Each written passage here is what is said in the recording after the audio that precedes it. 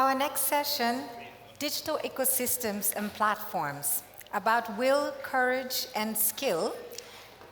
And I would love to introduce you to our speakers, Dr. Markus Trapp, Department Head, Digital Innovation Design, and Matthias Koch, Senior Requirements Engineer, both from the Fraunhofer Institute for Experimental Software Engineering.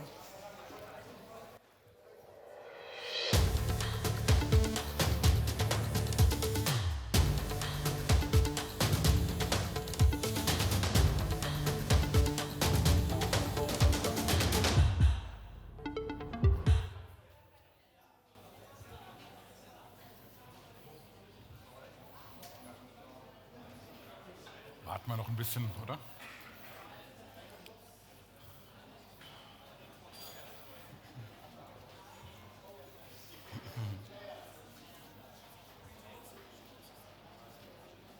So, welcome also from our side. I know it's getting late. I know you're getting tired, but please stay with us the next 20 minutes when we talk about digital ecosystems. And we called our talk with the subtitle about will, courage, and skill. And this is also our structure that we are going to use when we talk about digital ecosystem. And the first thing we want to talk with you is about why should we even care or why should we have the will to talk, to deal with digital ecosystems. And there's one thing that we need to introduce before that, and this is a little bit of talking about some terms. I know you are here for the whole day, and I'm pretty sure you heard 1,000 times digitize, digitization, digitalize. We need to digitalize our, we are in the phase of digital transformation whatsoever. And usually these terms are completely used synonymously. And this is completely wrong. Yeah? We need to understand what these digital terms actually mean. So we have 3 different stages of digital change. And the first thing, so we are here at the stereo stage, so we concentrate on the first row, the music industry, and it started with music on analog vinyl records. Who bought vinyl records back in the day? And who is now buying them as hipster? Oh, nice. So, okay, you bought an analog product that was bound to a physical device, the vinyl record. And the first step in the digital change was that the technology changed media and data, and now the product was digital. Or in the step of digitization, our products get digital. So the music gets digital. It's still bound on a physical medium, the CD now. The product itself, the music now, is digital. So it's the only thing that happens. Everything else stays the same. I buy my music the same way. I have to walk into the physical store in the city to buy it. I have to go back and play it on my device. Everything stays the same. And that's why this step is nice. We need this, of course. And the industry almost likes it, because they sell a lot more products, a lot more players, a lot more media. The next step in the digital change, the digitalization. Now the technology changes markets and whole industries with digital processes. So now the digital music is not bound to the physical medium anymore. So there is no physical store where I have to walk to. There's only a digital store. I stay at home. I go online and use this product there. This changes the industry a lot because there are not nearly as many digital stores as there were analog stores before. The whole process has changed. The whole industry is changed by that. But this is, as you see, only the second step here. This is also nice, and we need to do this. But the interesting thing here that we have to do here, especially in Germany and in Europe, is the digital transformation step, where we don't buy music anymore. We don't own it. We neither buy it in a local store as a CD or as a vinyl record, nor we buy them as a physical, digital product online. No, we just pay a monthly fee to get access to a large number of music available. An advantage that was impossible in the old form. But the other thing is, with all these digital ecosystems that we see on the right side here, they also always offer some advantages for their customers that are strictly data-based. If you allow Spotify, or you can Deezer, Apple Music, Amazon Music, whatever you want, if you allow them, they analyze your listening behavior and they make you recommendations based on the things that you already listen to and based on the usage data that they have from all their other customers. And so they are able to recommend you music that is almost sure that you will like it. If you not have tested this anymore, test it, it will work pretty well. And it's impossible to do this in the old world.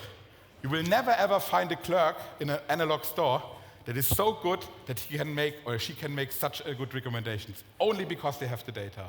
So we are looking for the right side. That's why they are also visualized in a different way. We want to have real change. Not an epsilon, not a delta, real change. Why did I use this image to visualize this? Does anybody recognize this computer? This is Sir Tim Berners-Lee computer where he invented the World Wide Web on it, and I guess this was a real change. Yeah? So all 3 dimensions that we have here, we can at least look from 2 dimensions. Here on the bottom, the x-axis, efficiency optimization and cost reduction. Nobody can do this better than the Germans. Nobody can do this better. Make it a bit more accurate, make it a bit more consistent in the Spaltmaß, yeah? All these different things. This is our, nobody can do this better. And this is important that we can do so. But it's also very important to go on the y-axis, create new values. And I mean create new values for your customers, not for your company. For your customers, create new things for them. And this is what we don't like in Germany, because we are going in a terrain where we never were, and maybe nobody ever were before. And we come with new things. There's a lot of space, but we want to talk about the sweet spot today. Digital ecosystems, where you have to be efficiency optimized and cost reduced, but you also need to provide a great new value. And what are digital ecosystems? You all know them. The Ubers, the Airbnbs, the eBays, all these out there. What do they all have in common here? They are usually not from Germany or from Europe. They are usually from the United States, the Silicon Valley, or from Asia. But we have, also in Germany, we have them. Delivery Hero was the first company that entered the DAX. They got a Wirecard spot, no, not a famous spot, yeah, but they got a Wirecard spot. They're the first company with only a platform economy business model in there. But there are many more. Usually you don't know them because the big names are hidden behind other things. Here, Bosch, Lufthansa. There are so many companies out there that hide behind a different label. But what are digital ecosystems? The first and most important thing, digital ecosystems are socio-technical systems. This is not just a technology thing. Humans and companies are part of the digital ecosystems. They are independent participants, so you can force nobody to take part in such an ecosystem. They have to have a mutual benefit to participate in such a system. And in the core, there's a thing that we call the ecosystem service. And this ecosystem service provides the pure benefit of such an ecosystem. Usually, the digital ecosystems that we know of start with only one digital ecosystem when they are founded. And the thing is, and the most important thing on this slide is, this service is provided purely digital. Some examples. Airbnb. They have a digital ecosystem service that is called Airbnb Lodging. They have different services like Airbnb Experience, but usually when you talk about Airbnb, you talk about Airbnb Lodging. And this service, what does it do? It offers the brokering of private accommodations provided by private hosts for travelers. But just a moment, I just said this service has to be provided purely digital. Nobody of us can sleep digital, right? But this is not what's stated here. Airbnb provides just the brokering of private accommodations. And this is a purely digital service. And that's why they scale so good. They are the biggest provider of accommodations without owning any. The same with eBay, the old one. eBay Marketplace offers brokering of any kind of goods, very abstract, provided by sellers for buyers. Uber Ride, there's also Uber Eats and other digital ecosystems, but it started with Uber Ride. They offers brokering of transportation provided by private drivers for passengers. Here we have one from Germany, Caruso Data Place. It's also a B2B ecosystem. Usually the ones from the States and from Asia are B2C, but the B2B is quite open, this market. There are so less ecosystems, there are so many to form The Caruso Database offers brokering of vehicle telematics data provided by OEMs for the automotive aftermarket industry out there. And as you see, these sentences are very, very similar. That's why we say, if you can't put your idea for a digital ecosystem into such a sentence, something is wrong. There may be an exception, but we looked at hundreds of them, and almost any of them, I say any of them, we can press in this template that we see here. There's an ecosystem name, it brokers an asset, whatever it is, that's provided by asset providers and consumed by asset consumers. If you can't press it in that template, you have a problem. And in fact, from all these examples that you have seen on the previous slides, we see in many, many domains the rise of digital ecosystems. And of course, we see many companies that take the chance to initiate something like this. So actually, this means everyone has the chance to invent something new, to invent a new business model, to initiate a digital ecosystems. And of course, it is quite attractive to do so. Here on this side, we see some opportunities that the initiator of a digital ecosystem has. So there's a huge scope for designing something completely new that hasn't been there before. There's the ability to attract many new companies as partners and create a huge community, and of course to make a lot of money from creating these network effects and these economies of scales. And not only for the initiators, there are some opportunities, but also for the partners or for the participants in the digital ecosystems you see here on the right side. So there's the access to a large amount of customers. There's the opportunity to create new business models, to get to new markets, get access to new markets. So taking part, like these on the right side, is actually fine. And we know from the Olympic Games that taking part is already a great thing to do. But if we look at the economic perspective here, just taking part isn't enough. We need also people who take the risks, who have the courage to actually do this first step, to do the initiation of a digital ecosystem. Well, and when we talk to companies or to customers, often we hear, well, it can't be that difficult. We just heard the introduction of Markus. We easily understood that. And we already have a platform. It's already there. We have a CDO. He does already some digital things.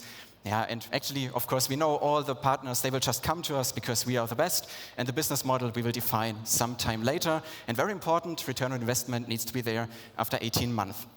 Well, if it would be so easy to do, I guess everybody would be able to do that. But in fact, it isn't. Well, it's difficult, and of course, there are many things to do that lie beyond our comfort zone, though they mean to do things differently than they have been before. The end-to-end consideration that Markus has shown from the left side, some providers, to the right side, some consumers, we do not have just only one customer group. We need to balance interests between these groups. We have diverse situation where we need a lot of patience to build this up, and well, probably need a long time to actually make this return on investment. It sounds very difficult, but we have some approaches, and we developed this reference model to highlight some parts that are really important when building a digital ecosystems. I start here on the very left side in the core. For all these elements that you see towards the right side, it is important to consider business aspects, technological aspects, and legal aspects. All three are important. I'm a software engineer, so it's very tempting to just look at technological aspects, but that's not good. We need to consider everything. And we need to consider what this means for our own company, for our own organization. How does it fit to the vision that we have? How does it fit to a strategy that we have for our organization? And then we have to look at partners, and we have to wisely choose them.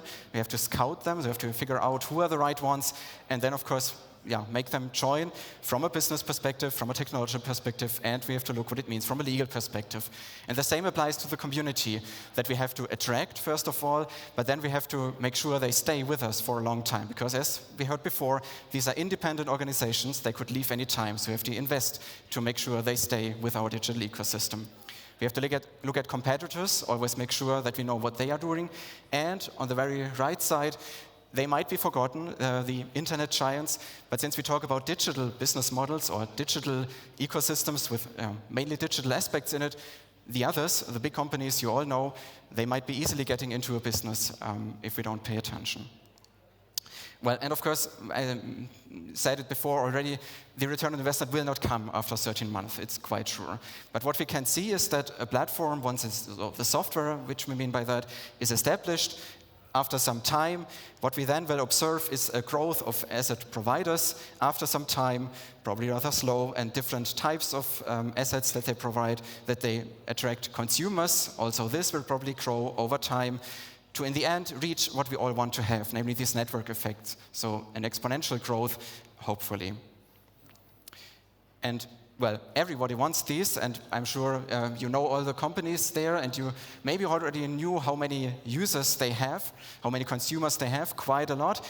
But I see from this number here, the number of employees that work with these companies, you can already guess that it means actually to make a huge investment, and probably that it will take really a long time before these network effects are really there and visible. 17,000 people, booking.com. It's a website, right? Interesting. So we need to have the will, we need to have the courage, but we also need to have the skills. And there are so many skills that you require, but I want to emphasize 3 here. So the first of all is know your terminology. The term platform is hopelessly overused. You will hear it 1,000, maybe 10,000 times during this conference. And I show you here an image that I could talk a full hour about, but I can't do during this time slots. But there are so many platforms, so many different terms. All of them are valid. Yeah? Basically, you have on the left side a platform where you build software on, and it's, again, on your own or in the cloud. And on the right side, you have the platform that consumes services, where you consume products and participate in the ecosystem. Only the ones on the right are the ones with the network effect and the digital platform economy. Yeah? The other ones is not platform economy. You want to have them on the right. But I'm pretty sure when you talk with your boss, when you talk with colleagues, with members of this conference here, be sure what you talk about. It's very difficult. Be aware of that. The next thing is, the next skill that you require is to know who's actually your customer. Usually we talk just our customers. But who is our customer? When we talk about digital ecosystems, we are talking about a multi-sided market. It's not just that we produce a product that our customers are going to buy, or that we have a service to provide that our customers are going to use. No, we are at least in this position in the middle, where we have the providers on the left side, like the people that provide the private accommodations, and the ones on the right, the travelers. There's a special case, Tinder, WhatsApp, where it's only academical to differentiate between them. There's only one kind of users. But very interesting is the right side, also for us here. And look at Schüttflix. We are pretty big fans of Schüttflix. If you have never ever heard of Schüttflix, look up Schüttflix. They deal with the digital ecosystem perfectly. They provide for the old customer groups perfectly. Look at this. Yeah? And I not agree with Mr. Dietz from this morning that the automobile industry is the only industry where Germany can make a difference in the future of digital transformation. There's a whole big area of, especially business to business, where we can change things. I do not agree with him. But the other thing that is also a German and a European, but especially, again, a German thing, it's not the technology that counts when it comes to these new things. Your right team is more important, way more important than your technology. Matthias told us, when we come to company, when you look at all these things, you need to look from the technology point of view, from a business point of view, and from the legal point of view. And in Germany, we start with the technology, we stay with the technology, and then maybe we look at the legal perspective. Yeah? And we need to look at all the 3 of them. Your team must to be the superhero team down there. You have all the alter egos down there. You have Tony Stark. You have a business developer, of course. But now you're going to start something that nobody else has done before. That's why you need a chief global digital business transformer. Of course, you don't need to need this name. This is an artificial name. But a person that does this really with superhero powers. The same when you now communicate this to your partners, to all these people, it's difficult to communicate it within your own company. Now you have to win so many partners out there from different companies that are all not bound to work with you. Yeah? You have to convince them. That's why you need Wonder Woman. Yeah? User experience across your own applications is difficult to make it consistent. And now you have to do this across all these applications from your partners too. The same with architecture. And as Matthias already told you, we need to build this community. It's not built on its own. We need to actively do this, and that's why we need the Spider-Man here. But the most important is the one on the right.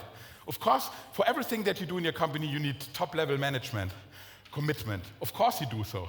But now you are doing something completely new that nobody ever has done before, maybe in your whole domain, or maybe even in the whole world. And that's why you need the Hulk. Yeah? You need the backing for everything. Nobody will do this. You have to convince them to do this, and that's why you need these superpowers here. And that's what we wanted to tell you. We need people. We need to have the will to do so. We need to have the courage to do so, but of course we also need the skills to do so. Thanks for your attention. We are here. I'm pretty sure there's no time for questions, but we are still here also tomorrow. Thank you.